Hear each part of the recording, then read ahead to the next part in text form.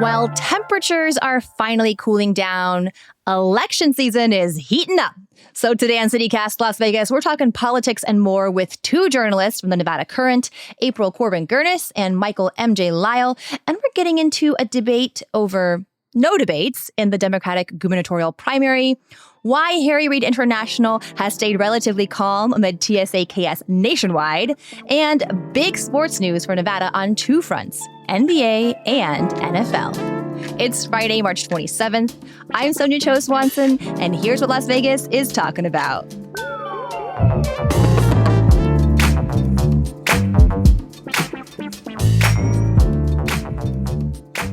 April, MJ, welcome to the Friday News Roundup. Good morning. Good morning. Two currents. My gosh. Oh, yeah, two currents. We've never done this together, April. This is so inaugural. This is like the first time. That's true. It's true. It's true. With your powers combined, today is going to be off the hook. Maybe a little crazy. Okay, let's set the bar a little bit low. Okay. It's just going to be just fine. It's going to be just fine. We're going to start off with our hot headline, which is we just kind of bring in a little bit of the news of the week. Prediction market company Kalshi has been temporarily banned in Nevada. So this broke on March 20th. We heard from Wired, and a few minutes later, the Indy, who broke the news. Prediction market company Kalshi was banned for 14 days in Nevada. They got a restraining order from a Carson City judge. And this is the latest in a long legal fight between state gaming regulators who say Kalshi is evading our 6.75% gaming tax, and prediction markets, who argue that prediction markets aren't gambling. And I wish you could see my notes, April and MJ, because I wrote them in alternating caps. Like, prediction markets aren't gambling. I wish there was a way to vocalize that. But anyways. I think you did it lovely. You can envision it, right? Yes, I can. Yes. I can see Thank you. All right. So here's what's next. A hearing on April 3rd where a judge will decide whether or not to turn this restraining order into a preliminary injunction. It's the start of a long battle, y'all. So buckle up. Okay. Should we get into the news of the day? Let's do it. All right. April, tell us what's going on with this gubernatorial primary. Why are there debates about debates? So, Washoe County Commissioner Alexis Hill is running for governor as a Democrat. If you've not heard of her, it's because you've probably heard of the frontrunner, Democratic Attorney General Aaron Ford. But Hill is publicly throwing a little bit of shade at Ford for refusing to debate her. According to Hill, numerous media outlets, not including the Nevada Current, have attempted or are attempting to set up a debate or a forum for Ford and Hill so that voters can get to know them and they can talk to each other. But according to Hill, Ford's camp has declined all of those and is not interested in meeting face-to-face with her. So I asked Ford if this was true, and if so, why? And here's what he said, and this is a direct quote. "What I have learned is that talking directly to voters is the best way to get the word out. I'm going to continue to do that. She can continue doing that as well, and that's where we're going to leave it." Okay. So, that's a quote. So not surprisingly, Hill is not impressed with that answer. And when I told her that was what Ford had told me about the issue, she said... He said, then she said, and then... Sorry, this is journalism. Go on. So when I told her about that, she said, look, this is me paraphrasing, but she goes, look, I talk to voters every day. And you know what's a really good way to talk to even more voters? Having a debate and having some kind of forum and meeting there. So that's the tea. Oh, interesting. And by the way, shout out to your excellent article in the Nevada Current on this very topic. Yes. Yeah. MJ, what are we losing out on by not having these primary debates? I mean, you don't get to see a difference of ideas right now, especially in this moment across the country. You're seeing a lot of the talking points that Alexis Hill is talking about. A lot more progressive ideas surface in Democratic debates, and we're not going to see that back and forth. We're missing out on the fact that we've done this before in the last Democratic gubernatorial debate in Nevada between Chris G. and Sisolak. They had two of them, as April reported, and we do not get that here.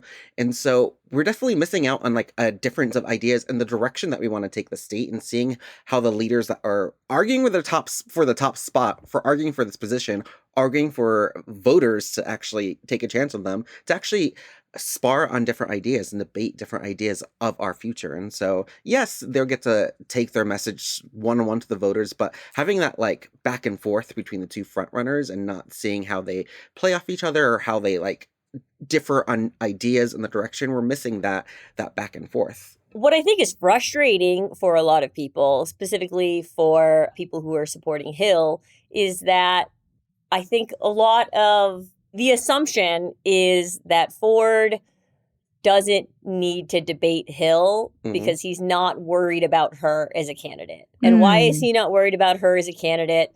He's out fundraised her by leaps and bounds. He has the backing of establishment Democrats, prominent Democrats, like all the way from U.S. Senate and below. Hill has some supporters who have noteworthy names, and she's raised some money, but it's not nearly to the extent of her. And that is what sort of makes this Democratic primary different than Christie and Sisolak's, where they were more competitive to one another on a fundraising level and on a scale level, right? They both sat on the same board, right? Like they were both they were a little more seen as well-known equals. names. Yeah, whereas Hill and Ford aren't. But at the same point, why do we have a primary then if there's just an anointed candidate who's decided and there's that? And I think that's what's frustrating to people. For my article, I spoke to a civics professor, Sandra Cosgrove, really big into election reform in the state. And she said, look, the people who Hill or a candidate like Hill would speak to more, the people who want change, they're probably going to participate in the general election and not the primary. And then that we need to move people towards participating more in our primaries because our primaries have low turnout. And having a debate would be a good way for that. You know, Interesting. And I think that's what people are sort of frustrated with on a more philosophical level is why do we have this if it doesn't matter, if you can just be the candidate and that's it, and the other person has zero chance of getting the word out. Yeah. So like a debate is almost like this kind of great equalizer, right? Where people kind of get equal time, equal exposure to the public, right? To the voting public without having to spend enormous amounts from their own coffers in order to be up on that stage. Yeah. Exactly. But here's my pushback, okay? Because there is a political cost to being on stage for the winner because no matter what, you are going to get attacked, right, from your opponent on the stage. And this is a primary. So theoretically, the winner needs to come out and needs to show a unified front with the entire party, whether that's Hill or Ford. You know, they need to sort of not get attacked so much that they come out of that primary looking so bad to the general public and not just their primary voters, right? There's a cost to this, no? Absolutely, there is. But I think that the 2018 Democratic gubernatorial primary sort of shows you that it's possible, right? Christie and Sisolak went back and forth. They had a debate. They were competitive, but they kept it classy, I think. I don't remember that getting too mudslinging, I think. And after Sisolak won justly in the primary, Christie backed him and Democrats backed him and they brought him to the governor's office that year. You know, so it is possible. We see it all the time at the presidential level where they go back and forth and then once there's a winner, they sort of all fall in line and become like, hey, we had that. It's a good thing. It's a good thing to see primary debates and candidates emerge. I think the real political calculation on Ford's part is probably more that he doesn't want to make a mistake that could be used against him later on. There's no upside for him in his mind if he's the front runner and he's going to win, I think. Yeah, and that's why I really like the point that you made in the article by talking to Professor Cosgrove about just the civic nature of like no anointed candidates. Like we should be everyone should be going in equal ground. Like parties and political kingmakers should not get to a point and kind of have the final say. Voters should, and the only ways voters can is if they are civically engaged in the full process. So. All right, let's just engage in some hypotheticals here. Let's assume we're not getting a debate. Where do you think Aaron Ford would shine and maybe falter? And where do you think Alexis Hill would shine and maybe falter? He's been in the political field for a while. He was a state senator. He's won twice on a statewide level. So he has name recognition. And so he actually have a better, I think, understanding of the full state and a lot of the things that are happening in the state. So I think he would shine, be able to talk about like a little bit more comprehensively. And I think Hill, I mean, she is a commissioner up in Washoe County, even though she is coming down here to hear the concerns of Southern Nevada. I think he might have a fuller scope of kind of some of the issues that are happening in the state. So I think that might come through in the debate. If there was a debate. Ford is a really good speaker. I've seen him speak at different events, and he's good at doing that sort of politician thing where he brings up stories from his own life. I mean, he grew up poor and was not supposed to be on the track to being attorney general. You know what I mean? So he has a wonderful back life story that I think registers with a lot of people and that a lot of people find hopeful. And he's really good at capitalizing on that in ways that feel, I think, pretty authentic. I think Hill, we sort of know, the general public knows a lot less. Las Vegas especially knows a lot less about who she is as a person. I have spoken to her for this article and before for a few other things, and she comes off as very genuine, like a very real person. I think that registers with a lot of people, particularly maybe in this political climate. It might register a lot with people. So I think that could come through, but it's hard to tell what they would look like on a debate next to each other, I think. I would like to see it. I think it would be fun, but, say yes, Ford. Yeah. Okay. Where do you think Alexis Hill would poke Ford the most? Like, what's his greatest, weak point that she would kind of get him for? I think during this election cycle, she's been a lot more, well, I guess everything, she said, like, everything's kind of on the table when he talks about, like, generating income for the state. She's been open to a lot more ideas. And I feel like Ford has been, so far in this campaign, way more cautious going into some of these ideas, even as they're more popular. Ideas around what we're going to do with the high cost of energy, ideas of how we're going to afford a lot of things in the state, a lot more cautious. And so I think Hill would poke at him for that caution and kind of talk about some of these ideas that are being heard on by a lot more in the state, especially on the left, especially for more progressive people that want change and an atmosphere that changes. Everyone's beckoning for changes. So I think she'd definitely poke him on that. Vice versa. Where would Ford get Hill?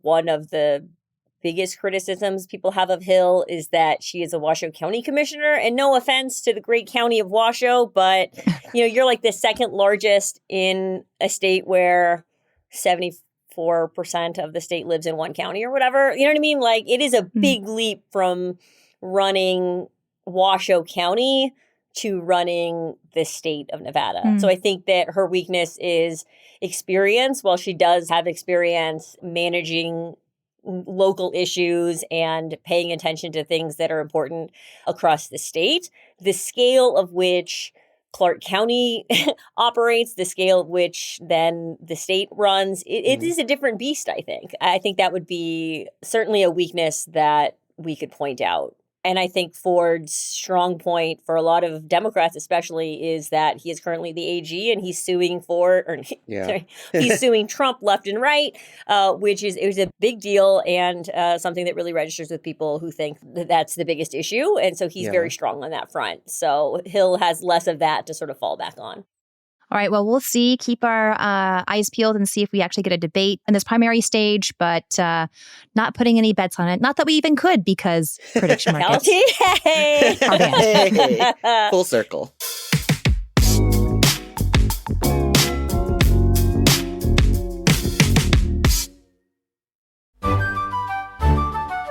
Closing out the UNLV Performing Arts Center's 49th season is a performance by the New York Philharmonic String Quartet.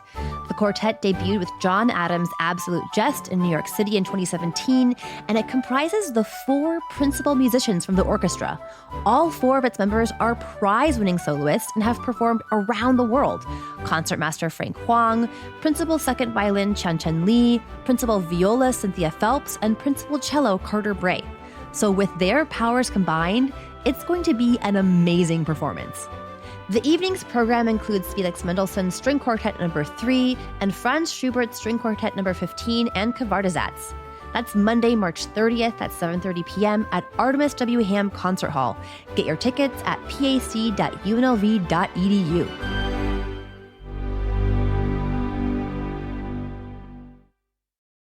On to topic number 2. Sounds like TSA is in chaos nationwide, but maybe not at our airport. Why not, MJ? So for those who don't know, we're in another partial government shutdown. Not a full one like we saw last year, but partial. And so parts of DHS, which includes CSA, has not been funded. We're coming up on a little bit more than a month right now. As a result, workers are calling in sick. So airports across the country have seen long lines. I've seen the videos and people just waiting while music like God Bless America is blasting. And it's just like, no, this is not what I wanted. Y'all, okay, listen. My family, we were just in San Diego for a family vacation. The lines were insane at San Diego Airport. They were insane. Yeah. But recently, the Trump administration decided the best idea was to put ICE in some airports, about a dozen airports. ICE does not have the exact same training as TSA, the 6 months of training to do anything, so they're kind of just standing around. But in addition to not seeing ICE agents at Harry Reid International, we have not seen hours-long waits. I think on average they have been 15 minutes, even as call-outs and sick calls have doubled to more than 100. That's what Keith White, rep from one of the workers union, told Channel 13 recently. And he said the biggest reason for that is the biometric face scanners that are being used, the kind of e-gates that are helping facilitate travels going through. So these have been rolled out in a few airports, just facial recognition that kind of as like a verify a traveler's ID. It's supposed to be convenient, even though a lot of privacy experts, as you can imagine, are saying there's so many red flags with this, especially with the ability to build a national biometric system that could be used outside of TSA. There is no system like that yet. There is no system like that yet. To be clear, you can opt out of the system, technically. They're not storing your facial ID and biometrics at this moment. Like, a lot of it is more of like theoretical of what could happen, but there are concerns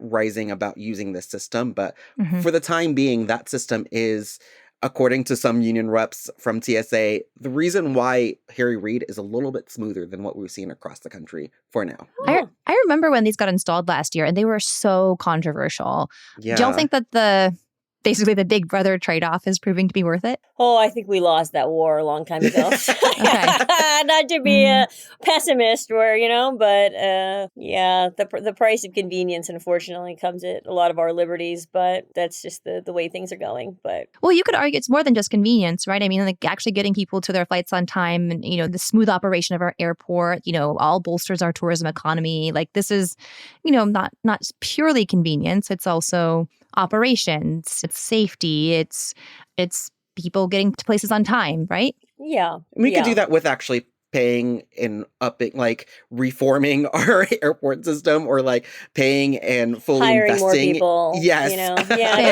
There are other ways. Yeah. It's funny because every time the night before a flight, I'm like, I'm not going to do it. Like, I don't want to. But then when I get up to the line, like everything is running smoothly. And so I do opt into that system. But there is a lot of questions and concerns about like just the way that convenience has really shaped my life and what I'm actually authorizing and setting myself up for in the future, and just out of like in the moment, the heat of the moment for convenience. Yeah. Although I am kind of curious because, although we're talking about the facial recog being the reason why, the amazing work of our TSA workers and people showing up, which is all great. However, new numbers this week show that Vegas had another down month for air travel last month, continuing a rough trend from 2025. That's a good point. So is that maybe a sign of something maybe even worse? I mean, we've been seeing that sign for a while. Just in general, people, because of policies around tariffs, just because of policies, foreign policy and immigration policy, people from other countries have not been as comfortable flying into the United States.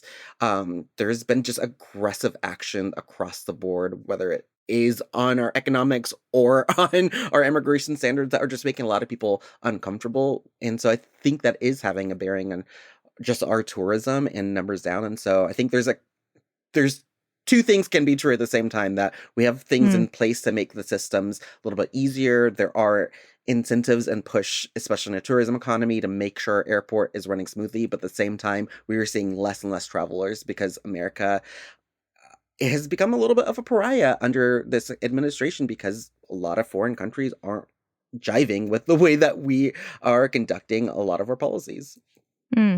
Did you all see this? The other day I saw this, that Delta has ended special perks for members of Yes, Congress. they could have gone harder. Okay. So what else should airlines or airports do to like put pressure on elected officials to make a deal? I welcome serious and unserious answers. To back up for people that haven't heard, the Delta announced that they're ending like special services for congressional members, like airport escorts. However, they said things like making last minute changes to reserving seats on multiple flights. That will remain open at this moment. And so, shut that off. I didn't know they had these perks, honestly. Yeah, I had no didn't know idea. that they had Me all of these either. perks. It makes sense, but yeah, so some things are still setting off. But I would say give every congressional member a middle seat on Frontier for the time being. Like Frontier, not Frontier. Yes, Frontier. And that was my answer. I was like, Spirit. You have to fly Spirit. Spirit, dang. Honestly, And everyone only says red eyes. Spirit. Spirit has always been reliable to get me to where it's not been comfortable, but I've never had an issue getting to where I needed to be on Spirit. Okay, justice for Spirit.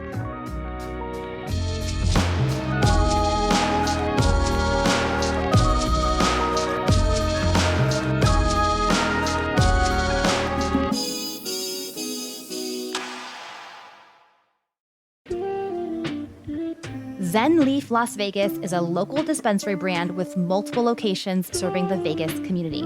So, if you go to their Flamingo and Fort Apache locations, here's something really cool. They offer deli-style flowers. So imagine a deli, right?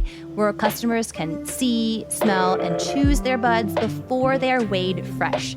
And those locations at Flamingo and Fort Apache also have drive-through pickup if you want a quick and convenient option. North Las Vegas customers can take advantage of home delivery directly from the ZenLeaf team. And I would say ZenLeaf really focuses on making cannabis shopping approachable, convenient, and welcoming for both new and experienced customers. So visit a ZenLeaf Las Vegas location and, here's a special tip, mention CityCast or shop online using code CityCast, all caps, one word, to receive a special subscriber savings. So search for ZenLeaf Las Vegas to find your nearest location. So third topic, we got sports on the Yay, brain. sports. Big, Sports. yay sports. We are the three most un-sports fan people in the entire I take CityCast. offense to that. Oh, April, I'm sorry. You're a Well, hockey okay. fan. Whatever. Yeah. Come on. Yeah, Respect the name. No. respect. However, it is very exciting to even me that we got some news about the NBA. The NBA has gotten one step closer to coming to Las Vegas. Here's what happened. Just this week, NBA governors voted to approve an, quote, exploration of adding two teams, one in Vegas and one in Seattle. Last week, I did say that we could possibly get a team by July. We've gotten a little more clarification on that timeline. In a Wednesday news conference, Commissioner Silver said that we're likely to have a final decision on this team by the end of the year. And that's because right now we're in sort of this quasi-approval state. So we've got this approval to accept bids from potential owners. So folks, if you would like to own an NBA team, the price tag is something between $7 to $10 billion. Oh, okay. Chump change. Yeah. What Yeah. else? No big. I'll go halvesies with you, Sonia. Yeah. Okay. Should we want to go one on this, MJ? Should we go split these three Sure, ways? three-way. Okay. All right. But so what happens next is after the bids come in, there's a whole round of approvals. It has to go back to the NBA commissioners and then get final approval before we get the team. They could be playing as soon as the 2028 to 2029 season. So something to keep an eye on. Still very exciting. Nothing confirmed, but still very, very exciting. And then we got some bonus sports news. This is a little bit more on the, the whisper kind of gossip, inside sources. But apparently, sources have told ESPN's Adam Schefter that NFL owners are expected to select Las Vegas as the site for the 2029 Super Bowl in their annual league meeting next week. So this comes after our 2024 Super Bowl was widely deemed a success. And they're saying that this is basically just signing the contract that's already just basically sealed and done. If true, we'll find out next week. Still all interesting stuff. Yeah. As somewhat non-sports people, April, are you all excited about this? Is this going to be good for Vegas? Look, yes, I think it will be good for Vegas. I think that it is exciting, particularly with the NBA, that is an expansion team. I think a lot of people a lot of locals are frustrated or were frustrated with the A's and with the Raiders because they were teams that were moving in here. And, Las Vegas is a community that everybody says doesn't have a community. So when it's a brand new team and it is ours, it is like Vegas born, like the Vegas Golden Knights. I think there's a lot more initial excitement about that to say that, hey, this is ours. This is not somewhere else. This is not a transplant. This is our baby. And I really love that about the hockey team. So I think that will also happen with the NBA. Like I would be more disappointed if it was a team that was relocating. So I think it's exciting that it's an expansion team. Plus, we didn't have to call a special session to give a tax break to build a stadium for the hockey team. Michael, it's early. It's never early Public enough. funding could still be on the table. We don't know. You mean it's early for that? Oh my gosh. If that happens, I swear. All right. What about the NFL news, though? Like, if Super Bowl came back in 2029, would that be pretty cool for y'all? Yes. I am notoriously not a sports person. I do enjoy Golden Knights on occasion, but at the same time, like, I'm a social service reporter too. Like, I see everything that we do not have in this city, and it's like I see the machines turn on a dime to accommodate entertainment and sports to make sure like they have everything they need and everything goes without a hitch. But it also like leaves all these social services long neglected. And so like it's just so frustrating. I wish there was some type of law to be like, we'll do this as long as you like build public transportation, light rail, or like like there's something out that our city, the people of our city actually concretely get out of it. So.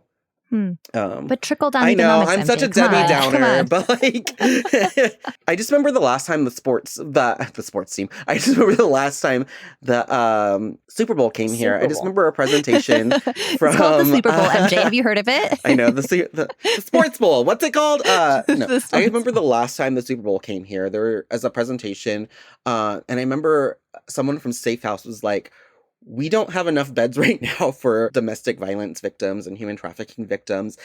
Shown in statistics that with more sports games like Super Bowl, like Olympics, like other types of games, like you do see a higher prevalence of human trafficking, of domestic violence, and they don't have the space to it. And so we're not building all this other infrastructure that's not really often talked about, that's associated with actually bringing more sports. Again, I know I'm a Debbie Downer. I'm so sorry, listeners. It's always me. I'm always the problem, but like... MJ, and we love you for it. We love you for it because you have this like, cynical streak in this joyful being. But I think to your point, though, it's interesting. You're pointing that like the city can move with urgency. It can rebuild roads and reconfigure traffic. And it can basically like move mountains almost, right? To make something happen with urgency for a big event like this. But, it can't provide more beds for like domestic violence victims. I see your point about kind of sort of the mismatch there between what the city is willing to do for its most prominent and its least prominent. Yeah. Well, let's assume for a second, though, that we are excited for the Sports Bowl 2029. How can Vegas out-Vegas itself for the next Super Bowl? Because they did a pretty good job in 2024. Yeah, I have said this before on this very podcast that the 2024 halftime show was lame, and the best thing... This is true. You did say that, April. I'm very strong, and I got an email afterward from a listener who said that I was correct because you and David Figler argued with me about it. Okay? Wow. Look, Usher was not great.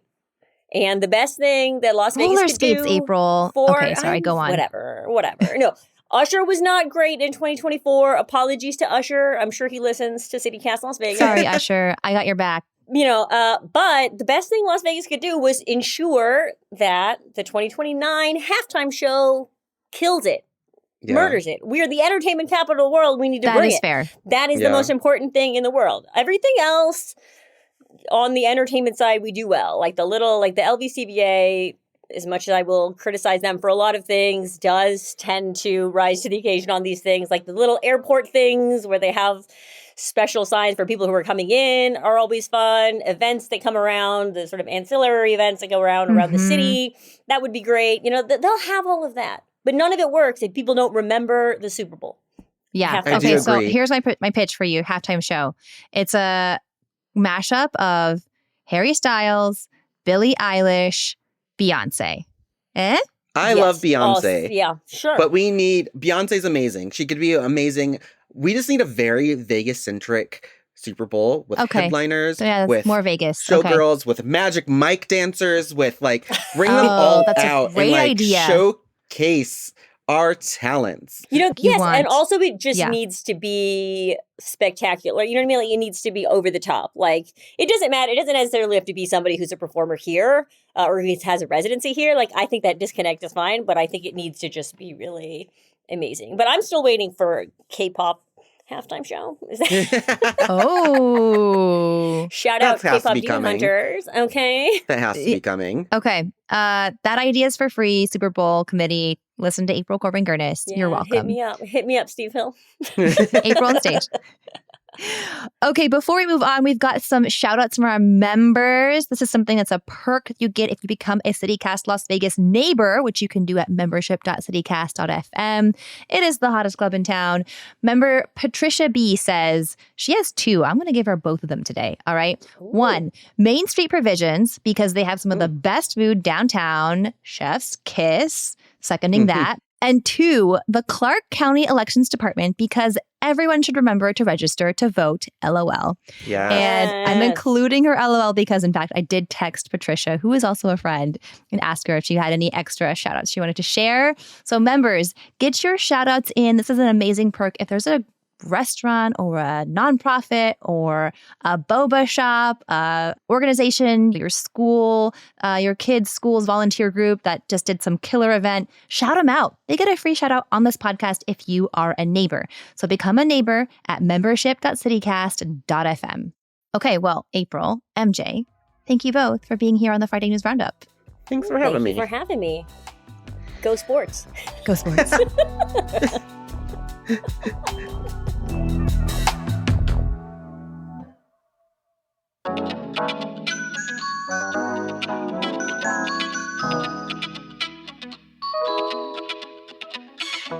All right, and that's all for today here on CityCast Las Vegas. Our executive producer is Layla Mohammed, our creative producer is Jacob Solis, and our newsletter editor is Rob Katchelreese. I'm Sonia Cho Swanson, officially putting in my bid of $100 for the NBA expansion team. Heads up, Mayor Berkeley. Music is by OG Moose, Epidemic Sound, and All the Kimonos. We record this show on the traditional homelands of the Nuubi, the Southern Paiute people. If you enjoyed the show, go tell a friend, rate the show, leave us a review, and subscribe to our morning newsletter. And don't forget, you can support this show and get some great perks, like those shout-outs, by becoming a CityCast Las Vegas neighbor at membership.citycast.fm. We'll be back Monday morning with more news from around the city. Take care.